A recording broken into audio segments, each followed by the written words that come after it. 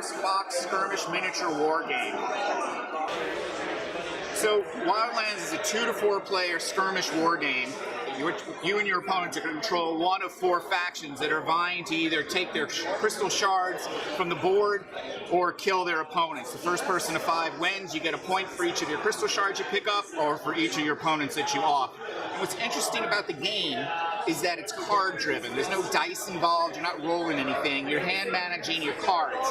Because for each card, there's 2 pieces. There's a register with icons along it that match the characters of the players in your faction. So for instance, the battle axe points to Carrick. So if I wanted to move Carrick, I could simply play the card, and because his icon is there, I can move him. But you notice there's also action flags next to the icon. So if I wanted to have Carrick attack somebody, I could play this card and land 2 melee points. Or if for the other character, it could be 1. And some of the cards have wild flags, so I could apply this defense shield to any of the characters I wanted to. Some of the cards actually are straight up wild cards, like, just give me a second. Like these.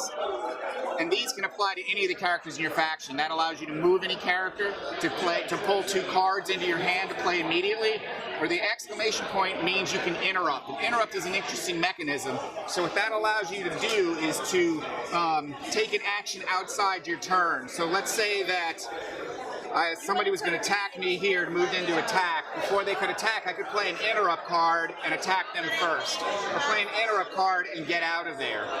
Or I could let my opponent take most of the hit points from this person and then play an interrupt card and come in and take the kill for myself. And you can interrupt and interrupt and interrupt, and you can do it iteratively.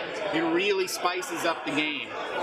Now, I've really explained about half the rules of the game. It only takes about 10 minutes to learn. It plays in about 20 to 30 minutes, and it's one of those games that every time you play, you're going to want to play again because you just have seen a little more strategy involved in it.